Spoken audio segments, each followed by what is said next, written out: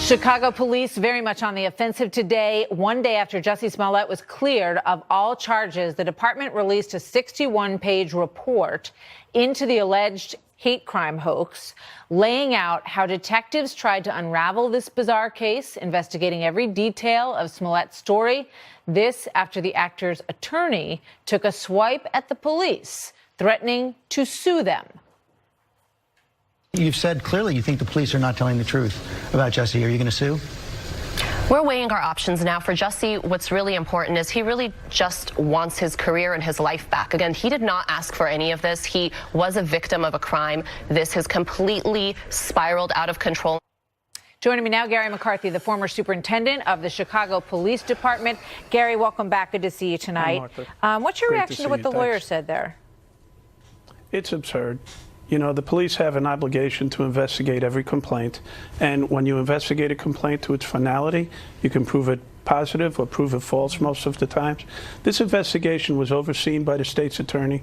The state's attorney charged in this case, which means they approved it, and then they indicted. So, you know, the fact, and you can't talk about diversions and consider that something that you can compare to this, because these charges were dropped. It's absurd. I've never heard of anything like this in my police career. Really? Because this is what Kim Foxx just said. She says this is happens all the time. Let's play this. But every single day on cases that law enforcement partners work diligently on, there are people who get similar arrangements, people who get diversion, people who get sentences that are probably not what some people would want every single day. And I don't believe it is in the interest of the people of Cook County to engage in a narrative that is anything other than all of us working collectively for the public safety of the people of Cook County. That was an interview she did with the local ABC network. What's your reaction to that, Gary? Well, the question becomes, why did they indict a 16-count indictment in this case? What if it had caused a race riot here in the city of Chicago? Here's the simple fact, Martha. I think that we're looking at the wrong end of this.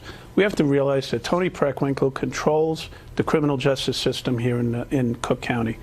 Kim Foxx is simply a puppet for Tony Preckwinkle. Tony Preckwinkle is trying in the mayor's to race right beat now, Lori just for Lightfoot. people who don't know. Right, trying to beat Lori Lightfoot in the runoff for the mayor's office.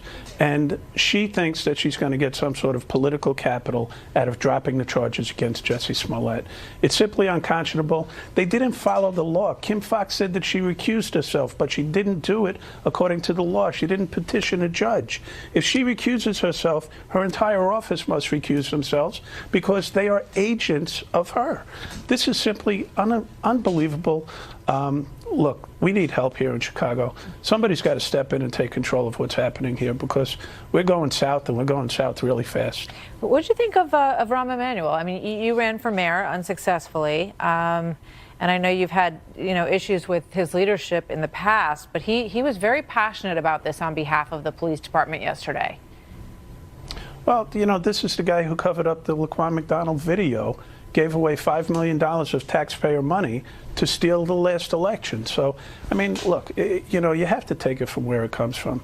These folks, unfortunately, are all about themselves. Tony Preckwinkle is about herself. Rahm Emanuel is about herself. Kim Foxx is about Tony Preckwinkle.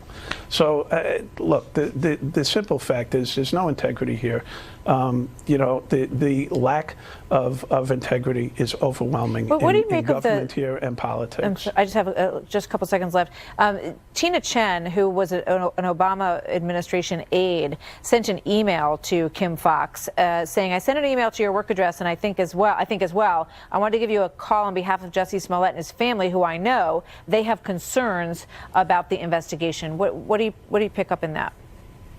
I pick up somebody trying to cover this whole thing up, and that's what they got in the end. People have to be held accountable. Accountability is not just for the police. It's for public officials also. The overwhelming political corruption in this city is really starting to just really turn this place into a cesspool. It's a great city. It's suffering because of a lack of leadership. It's suffering because of political corruption. It couldn't be more obvious what's happening here in this case. Gary McCarthy, thank you very much. Good to have you here, sir. Thanks, Martha. Thank you.